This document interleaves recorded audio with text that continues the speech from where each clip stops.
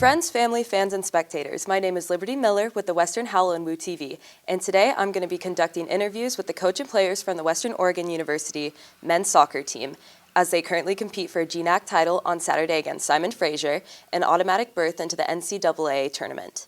And up right now I have Michael Behonick, the coach for Western Oregon University men's soccer. This is his first year. Michael Behonick had a professional career in Major League Soccer and the U.S. League. Michael Behonick has coached 14 years at the D1 level, coaching at University of Pittsburgh, University of Virginia, and Penn State. He also has experience coaching for U.S. Soccer, U16 and U17 boys national teams, the U.S. Paralympic national team, and USL Pittsburgh. So, Coach Mike, what sparked the drastic move from coaching D1 soccer on the East Coast all the way to the West Coast coaching D2? It was a family decision, to be honest. My wife had the very great opportunity to be the head volleyball coach at Oregon State University, and we made a family decision to move out here to the West Coast. And at the same time that was happening, Western Oregon posted a job for the men's soccer program, and I wanted to have the time and chance to lead a program. After 14 years as an assistant coach, I thought, all the things that I've learned along the journey, it was my time to put that into play and do it my own way. And what is the biggest difference between assistant coaching a team and being the head coach? There's a lot, right? Everything falls back on you as a head coach to make the plan, to recruit the players. You have the final decision on everything that affects the program, also affects young people in their lives. So there's a lot more responsibility put on you there to make those tough decisions when the time needs. So what about your previous coaching experiences? Any attributes or any things that you implemented in the program that have helped with the program's success so far? Yeah, I've been very fortunate enough along my career to have some great mentors. Been at some great programs, learned a bunch of different ways to do things. And I've used those experiences and those times in those programs to help me kind of formulate, my identity while learning some of the good and bad along the way that, I knew would help build this program from where it was to where we are today. On the team's October 26th match against Western Washington University, it was super tension-filled, action-packed, and in the last minute and a half or so, there was a goal that ended up tying up the game. What about the team and the way that you coached the team do you think influenced the way the team brought the intensity in that last 5 or so minutes of the match? It's what I preach every day. It's how we do things every day. It's how you play, how you practice, right? Really never give up attitude for our guys. It's fighting to the final whistle. Really, we train the way we play, and I think that what we've done and how we've built the program and the culture to do that has helped us in those defining moments of this season thus far. Compared to last season, you managed to raise the team's win percentage from a .176% to a whopping .716%. In terms of NCAA standings, Woo made an appearance at number 12 in Super Region 4, and as for the GNAC, you're currently placed second, tailing Simon Fraser by less than 1% in both total points and winning percentage. Can you take us through these statistics and what they mean for the team and the future of the program? Yeah, I think it's just been growth, right? I think we've had large growth since I arrived here in the spring, and the results are the hard work and dedication from my staff and the players. Implement some of the different pieces of the puzzle that we put in from training. Right now, where we stand is, we're in a must-win game at the weekend against Seattle Pacific to have a chance to get an at-large bid at the NCAA tournament. We also still have statistically a chance to win the league, but we have to rely on the results of Simon Fraser over the weekend to do that. But for us, it's just up to the players to go do what we're supposed to do and win the game at the weekend, and the rest will kind of be put in the hands of other people. Yeah, as we've seen, this team has shown a lot of fight and heart and has completely transformed from the previous year. How will you go about maintaining the success for future seasons? It's just building a culture and doing the right things each and every day, whether it's on the field or off the field. My expectations for these guys is I want to run a championship program, right? I want to run a championship program that makes sure that we continue to evolve on the soccer field, but they continue to evolve as people off the soccer field, because the ball really leaves us before we want to, and there's so much more in life that we're trying to teach each and every one of these guys, along with making sure we're successful on the field. All right. Thank you, Coach Behonick, for taking the time to interview, and good luck in Saturday's match. Thank you so much. Joining us is Juan Suarez, Jacob Garcia, and Gabriel Silva. Juan and Jacob are two transfer athletes from Pima Community College in Tucson, Arizona, and Gabriel Silva joins us from Brazil. Juan has been a goalkeeper on the team since last year, which was the first year of the program's existence. Jacob is a midfielder that transferred into the program for this season. Both players have been consistently playing and contributing to the team's success. So, coming from an NJCAA D2 powerhouse program, what were your visions and hopes coming into a program being built from the ground up? Coming from a D2 program, especially from a JUCO, is a big change for me. Coming from Tucson to Oregon, not really liking the weather, but I got to deal with it either way. Transferring, I took a big risk. It was a really big risk since it was a brand new program, building from the ground up, and I just wanted to get out of the state since that was the best offer I can get, and I just wanted to play at the highest ability I can. And so I just decided, why not just take a risk and start a baseline, and hopefully it continues to grow and grow and grow, and we win a lot more games and championships. It was basically the same thing for me. Took a risk as well, coming to a program that went 2-11, but I had trust in Juan and as with the coach as well. So that was a big reason I came, and yeah, that was it. And Gabe, why did you decide to move from Brazil to the U.S.? So the first thing that caught my attention was the opportunity to study and still had a chance to maybe go pro. That's something that you have in America with sports and university that you don't have anywhere else. So that's what the major reason that made me come here. All right. What has your experience been with other players, player, coach, and team dynamics throughout the season? Oh, it's been great. I wouldn't change it for the world, to be honest. So at first, like I said, I took a risk on coming here, and that risk really paid off because I literally met the best players, the best, good people, good personalities, everything all around. And it's just an experience that I'll cherish for the rest of my life, pretty much. Yeah, for me it was, came in here, I already knew one person that was already here at this school and another one that transferred with me. And it was, the whole team just clicked right away, and, it was just, I've been having a great experience so far, and, hopefully we keep winning, and see how far we can go, basically. And Gabe, I have the more or less the same question for you. Your experience coming from Brazil, which is typically competitive in soccer, and what have you really enjoyed about being here, or not enjoyed, either one? Well, of course, it's hard. I'm very far from home, so of course I miss my family, friends, and everyone else. But I'm feeling very happy here. All the boys are very nice. The environment we have, it's a very fun. It's a very fun environment to be, and in sports, that's what you're gonna miss when you leave and you stop playing for any reason. Where you miss the environment and the fun you have, all the other places I went in my soccer career or sports, I made good friends that I will have for the rest of my life, and then that's for sure the thing you miss the most. So I'm building good relationships here with coaches, everyone else. The boys are very nice, so it's been pretty good. Great, yeah. Juan and Jacob, what would you guys both say to junior college athletes that are hoping to transfer to a higher division? What I would say would be look at the school's major.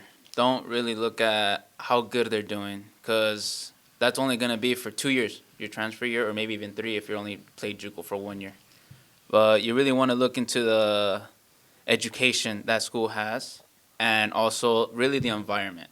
Really, if it's a really good environment like us, it will be, boom, it will fly by real quick. for me, these 2 years really flew by really quick because of like the friends I've made. And also, like I said, it's really important to have the good education because that follows you in the long term for life. So you really want to look at what you want to do after athletics instead of like, oh, I just want to play for a good team. Nah, you want to look at your education and also if you're going to have a good time at that place. Yeah, I would say basically the same thing.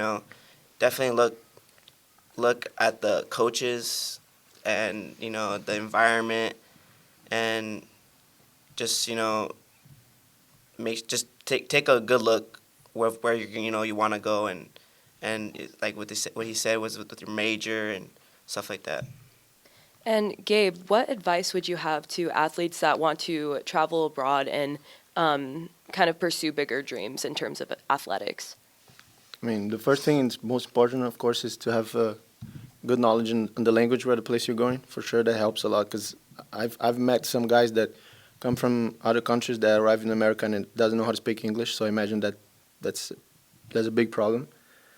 And then, of course, about what I said before, we miss home. But then when we decide to move to another country and start a new project, like playing for a new team and studying in a new place, we need to kind of forget about everything that's going on at home and then focus where you're at so that you can enjoy, and you can actually enjoy, have fun, and also improve in what you're trying to do. Yeah, of course. Last question for all three of you. What kind of legacy do you hope to leave? You two, as some of the authors of the season's story, and especially Juan, because you've been here for 2 years.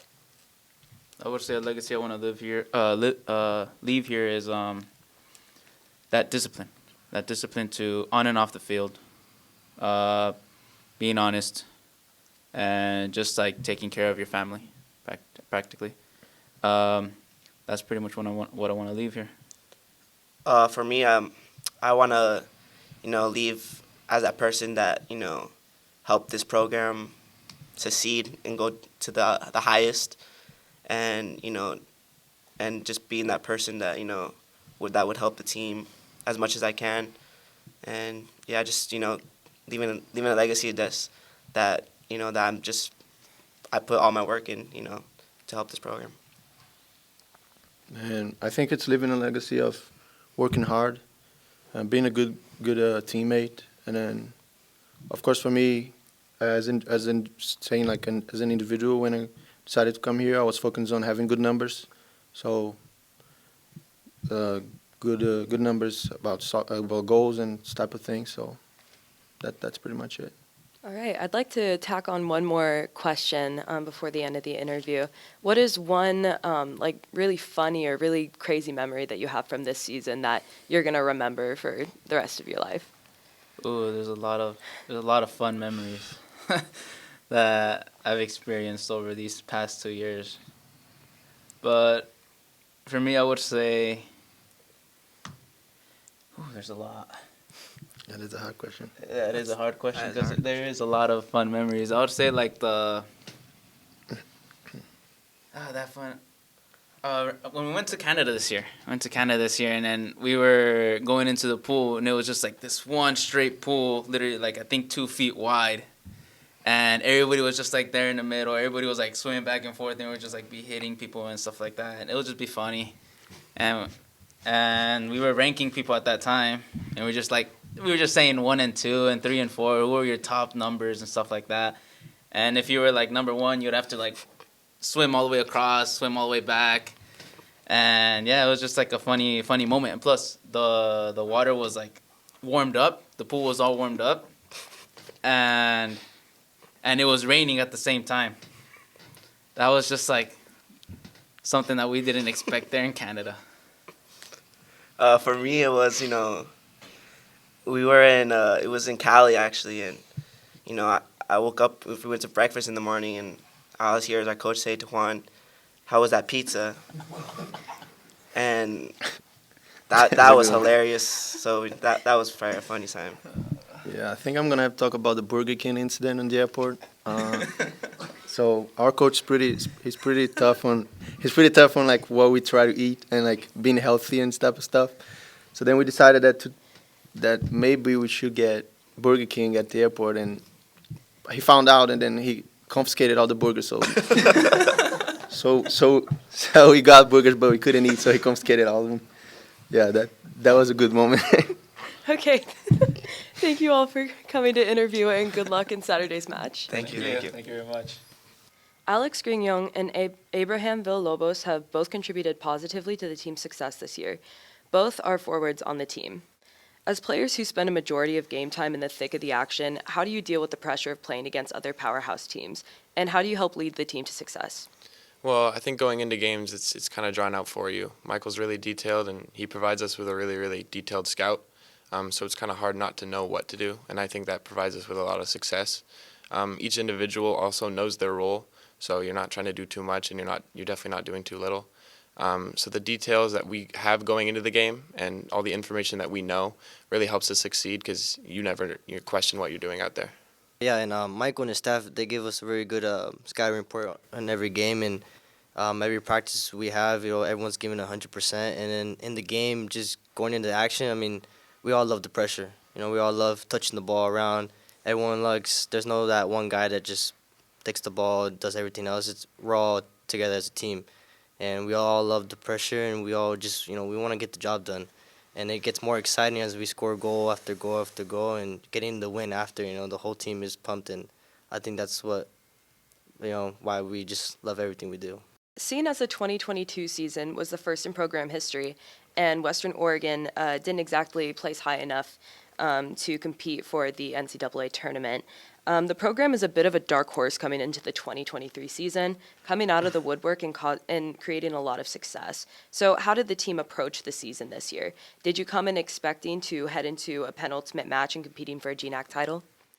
Well, obviously, Abe and I were here in the spring, and I think a lot of players this year don't really understand what last year was for us. And coming in this year, it was just such a breath of fresh air to have Michael and his staff instead of what was going on last year.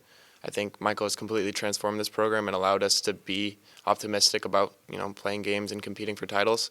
And that's something that if you told me that a year ago, I would have told you were crazy. I think Abe would as well. So Michael has just completely transformed this program and benefited so many of us. The players he's brought in have perfectly fit his system and helped us so much on the field. And I think it's just been such a wonderful change and something so needed for this program.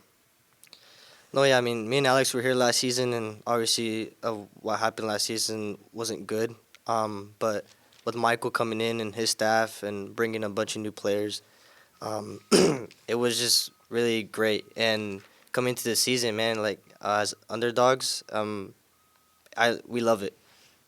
People are always gonna look at us as like, it's Western Oregon what they had last season, but we as a team, we trained in the summer.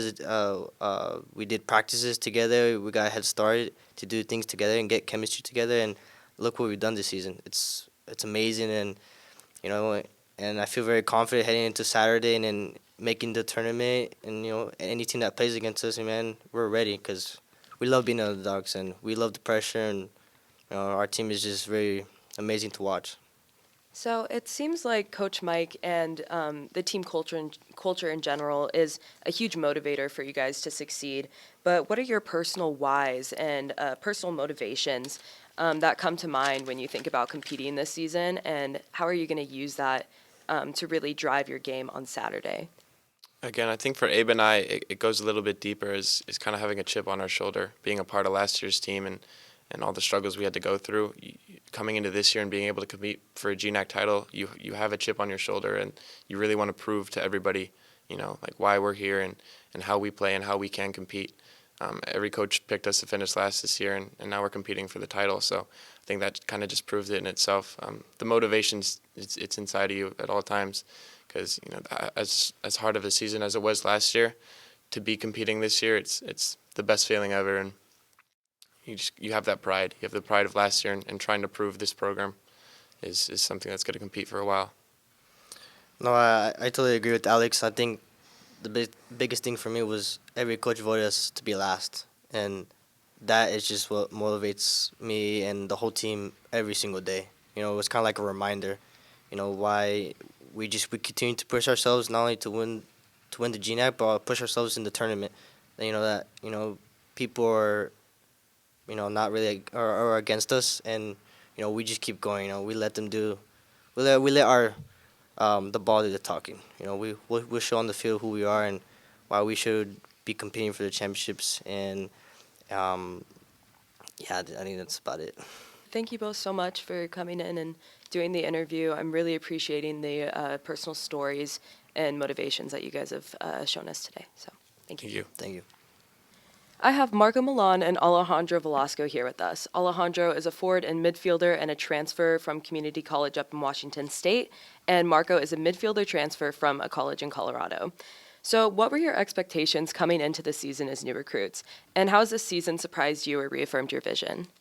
Coming into the season, I knew it was going to be a very challenging one just because the program was very new, and having a new head coach, things were obviously going to change. But I didn't think the atmosphere was going to be this intense and this hard. So I was really grateful when I came into the program to see all these challenges and all these new players. So Yeah, to bounce off of that, I think the big thing was, the coach from Pittsburgh, all these accolades, these Division I, these pro accolades, and yeah, what is he going to do to this brand new program? And I think we've seen that with the wins now from last year, he's put a good positive mark on Western Oregon.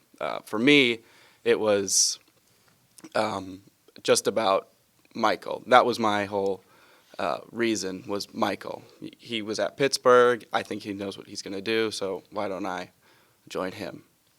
Yeah, that makes sense. Both of you have placed on the GNAC statistical leaderboards individually. Marco, you're tied for 6th in assists per game, and Alejandro is 8th in points per game, goals per game, 7th in total goals, and tied for 10th in assists. So what lifestyle commitments and work is done during practices, in the weight room, off the field, in everyday life that allow you and your other teammates to influence and make waves in the GNAC? I think it starts with our coach setting the atmosphere and the example for all of us. He's showing us all the right and wrongs, obviously, and then from teammates, it starts in at your house and like what you guys are eating and all that. So just starting with like that kind of atmosphere just from home and then on the field just gets you really prepared to mentally be ready on the field.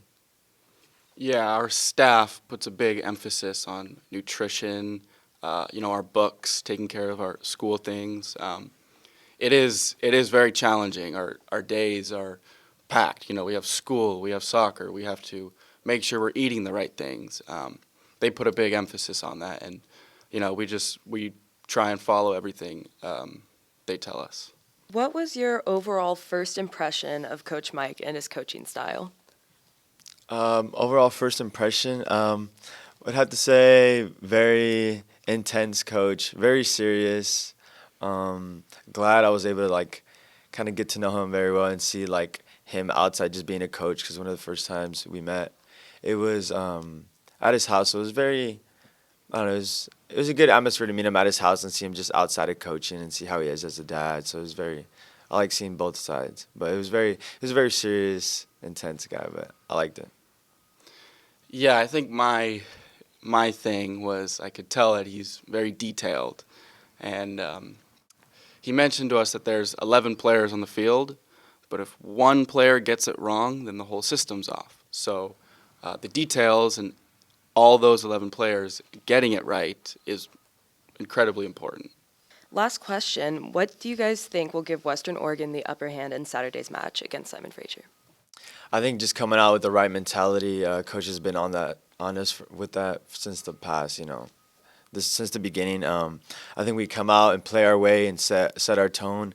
We should play good and take them down and be on our way to the Nationals. I think if we go into this next game playing how we know how to play, then we'll be fine. The season, it's shown that when we play Western Oregon soccer, no one can compete with us. So as long as we go into that game with that mindset, I think we'll be more than fine. All right. Really good insight from both of you. Thank you for taking the time to do an interview. Thank you.